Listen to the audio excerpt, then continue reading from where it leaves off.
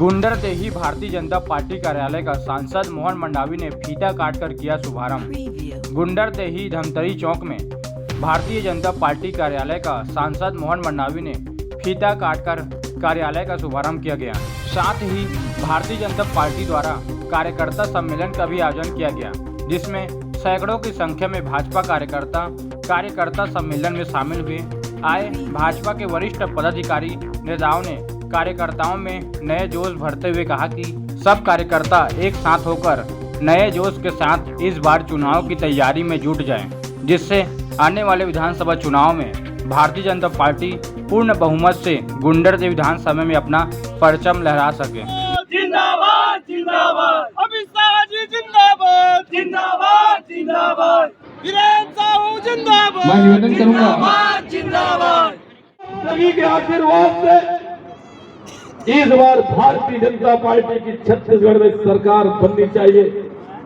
15 वर्षों तक हमारे इस प्रदेश में लगातार भारतीय जनता पार्टी की सरकार रही और डॉक्टर रमन सिंह जी के नेतृत्व में विभिन्न प्रकार की विकास की गाथा, गांव गांव में विकास की गाथा डॉक्टर रमन सिंह जी के कार्यकाल में लिखा गया।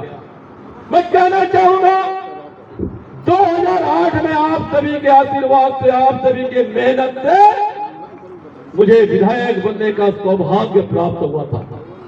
2008 से 13 तक विधायक रहा, 13 में चुनाव फिर लड़ा, लेकिन किसी कारणवश मैं चुनाव में पीछे रह गया।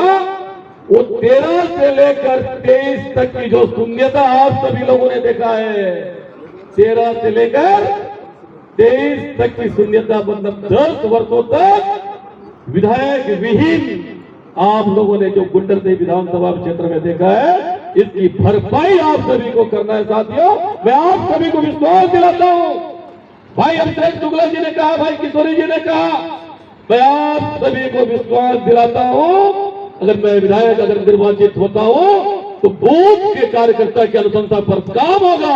इस बात को मैं आप सभी के बीच आश्वस्त करता हूं। साथियों, रही बात इस क्षेत्र में आप सभी लोगों ने देखा है, इन 5 वर्षों में आप सभी लोगों ने देखा कि भ्रष्टाचार का रिकॉर्ड इस गुंडरदेही विधानसभा में टूटा है। जब देखो तब 20 से 40% भ्रष्टाचार की बातें आती है। इसको आप सभी लोगों ने देखा है, चाहे मैं थाने की बात करूं, चाहे मैं तहसीलदार की बात करूं, चाहे मैं एसडीएम कार्यालय की बात करूं, ऐसा कोई विभाग नहीं होगा जहां पर भ्रष्टाचार का बोलबाला नहीं है। ये आप सभी लोगों ने देखा है। कार्यकर्ता सम्मेलन भी था और कार्यालय का उद्घाटन भी था और लोगों में जबरदस्त उत्साह है। इस समय हम 10 साल तक के हमारी पार्टी यहाँ नहीं आई, इस समय लोगों में इतना उत्साह है कि हम भारी मत से यहाँ जीतेंगे। तो किन मुद्दाओं को लेकर भाजपा इस बार? हमारा तो मुद्दा वही विकास मुद्दा है और इनके जो 36 घोषणा पत्र है, 36 घोषणा पत्र में एक भी घोषणा पत्र का पालन नहीं हुआ है ना। किसी की बिजली बिल हाफ हुआ क्या, कर्ज माफ हुआ क्या, 1500 रुपया हमारे बुजुर्गों को मिला, जवानों को 25 रुपया, 2 साल का बोनस, शराब पर प्रतिबंध, कहीं कुछ नहीं हुआ है। और इसलिए ये झूठ के चक्कर में ये कांग्रेस सरकार जाने वाली है। मोदी जी के नेतृत्व में कैसे काम कर रही है भाजपा? दैहिक दैविक भौतिक तापम मोदी राज्य में कौन व्यापा, मोदी के राज में किसी को कोई तकलीफ नहीं है। आज उनके शासन में राम राज आ गया है। आज पश्चिमी बंगाल देखिए, ममता बनर्जी और कांग्रेस कभी नहीं पड़ती थी, पट गया। बिहार में देखिए राजद सपा कांग्रेस एक हो गया। हमारे महाराष्ट्र में देखिए शिवसेना और राकापा का 36 का आंकड़ा था, एक हो गए। ये तो रामराज ला दिया, और क्या चाहिए।